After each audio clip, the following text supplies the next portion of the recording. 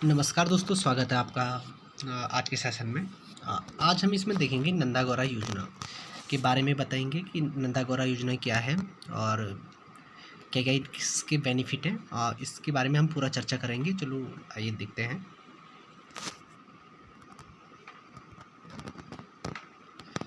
तो आते हैं हम यहाँ पे जो हमारी स्कीम है नंदा गौरा योजना, इसके बारे में हम देखेंगे क्या है और किसके लिए ये दिया जाता है ये लाभ।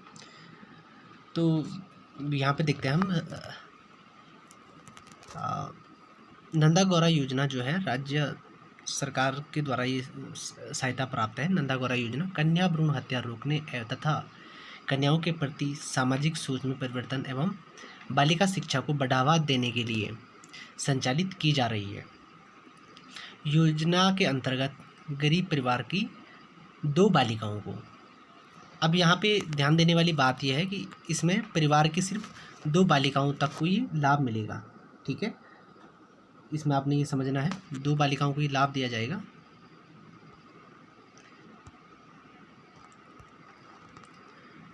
परिवार की 2 बालिकाओं को प्रदान की जाएगी। ठीक है, योजना का लाभ शासनादेश निर्धारित जो शासनादेश है इसमें पात्रता पूर्ण करने पर ये दिया जाता है। ठीक है, इसके 2 चरण हैं, प्रथम और द्वितीय। ठीक है, अब इसमें हम थोड़ा ये समझेंगे। कन्या के जन्म पर बालिका को 11,000 रुपये मिलते हैं। जैसे अगर किसी बच्ची का जन्म हो जाता है तो उसके बाद ये 6 महीने के अंतर्गत ये सारे डॉक्यूमेंट इनको जो इनका डिपार्टमेंट होता है वहाँ जमा कराने होते हैं एवं इंटर पास करने पे 51,000 रुपये की धनराशि ये बालिका ये खाते में ट्रांसफ़र की जाती है, इनके खाते में ट्रांसफ़र की जाती है। तो चलो देखते हैं हम कि क्या क्या शर्तें हैं इसके लिए।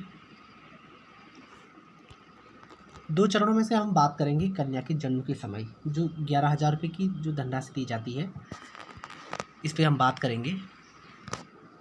इसमें क्या क्या डॉक्यूमेंट चाहिए होंगे और किस प्रकार से ये इनको ये जमा कराना पड़ेगा। पहले तो एक प्रारूप होता है, ये या तो आंगनवाड़ी सेंटर पे मिल सकता है और या डिपार्टमेंट में जाके विभाग से इसको ले सकते हैं। ठीक है, वो प्रारूप भर के इस पर आपको जो जो चीज़ें संलग्न करनी है मैं इसमें आपको बता देता हूँ। माता पिता का स्थायी निवास प्रमाण पत्र होना चाहिए, माता या पिता का। ठीक है, स्थायी निवास प्रमाण पत्र होना चाहिए और अभिभावक की जो आय है यानी कि पिताजी की, अभिभावक पिताजी होंगे तो इनकी लगभग 6,000 रुपये के करीबन ही होना चाहिए मासिक आय। आय प्रमाण पत्र चाहिए होगा, इसमें बीपीएल वगैरह नहीं चलेगा इसमें। अब आय प्रमाण पत्र मांगा जा रहा है। संस्थागत प्रसव प्रमाण पत्र, जब जिस बच्ची का जो जन्म हुआ होगा जो हॉस्पिटल में जो होता है तो इनको यहाँ पे ये संस्थागत प्रसव प्रमाण पत्र देना होता है, जो डिस्चार्ज स्लिप होती है। अगला है इसमें मातृ शिशु प्रतिरक्षण कार्ड, तो जो एमसीपी कार्ड होता है जिसमें बच्चे के टीकाकरण का जो उल्लेख होता है, ये कॉपी इस पर लगानी होती है। अगला इसमें परिवार रजिस्टर की नकल होनी चाहिए। परिवार रजिस्टर की नकल में ध्यान रहे कि बालिका का नाम होना ज़रूरी है। जैसे बालिका का जन्म हो जाता है तो आपको उसको रजिस्टर करवाना पड़ेगा कि आपके परिवार की मेंबर है। और इसमें आंगनवाड़ी कार्यकर्ती की जो कार्यकर्त्री होती है इसकी संस्तुति होती है। आंगनवाड़ी कार्यकर्ती एक प्रमाण पत्र लिख के देती है कि इनके केंद्र में पंजीकृत है। इस पे जो फॉर्म का प्रारूप होता है उसमें लिखा होता है, उसे उनको सिर्फ ये भर के और अपनी जो स्टैंप होती है वो लगानी पड़ती है। अगला है इसमें माता और बालिका का संयुक्त खाता। तो जो प्रथम चरण के लिए इसमें मम्मी की जो बालिका की जो माता जी का खाता नंबर लगा होता है इसमें, संयुक्त खाता।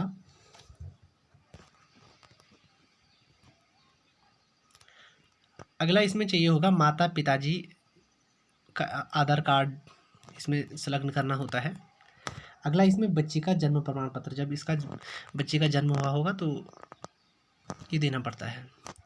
अगला इसमें एफिडेविट दिया है। अब एफिडेविट की बात आती है, अगर किसी परिवार में 2 बालिकाएं हैं, 2 बालिकाओं तक, तो उनको तो एफिडेविट लगाने की ज़रूरत नहीं है। अगर माने कि किसी परिवार में 3 या 4 बालिकाएँ हैं, ठीक है? अगर किसी वो या किसी कारणवश जो पहले की 2 या 1 बालिका रही होगी, उनको लाभ नहीं मिल रहा है, वो लाभ से वंचित रहे हैं और जो बाद की जो बालिकाएँ इस लाभ को लेना चाह रही हैं, तो एक एफिडेविट लगता है। वैसे ये नहीं भी लगा सकते हैं, अगर किसी परिवार में 2 या 1 बालिका है तो उनको लगाना उचित नहीं है।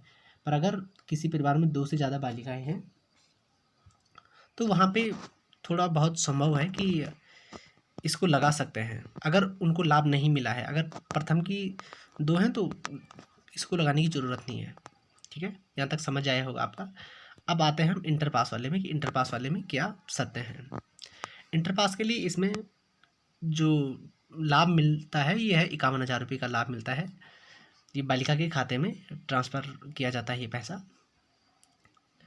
इसमें पहले तो बालिका का स्थायी निवास प्रमाण पत्र होना चाहिए।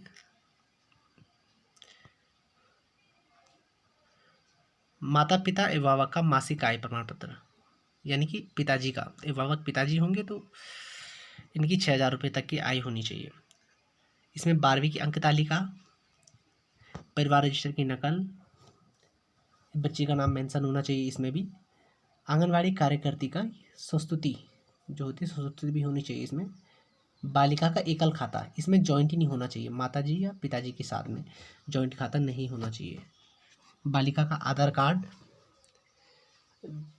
बच्चे की जो बर्थ सर्टिफिकेट है ये चाहिए होगा इसमें।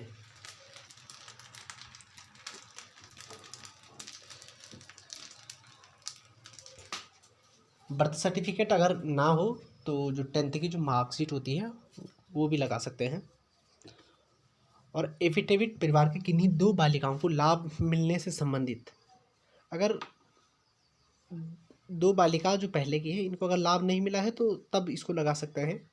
अगर लाभ नहीं मिला है तो तब इसे लगाने की उतनी जो दिक्कत नहीं आएगी इसमें, ठीक है? फिर भी आप पूछ सकते हैं।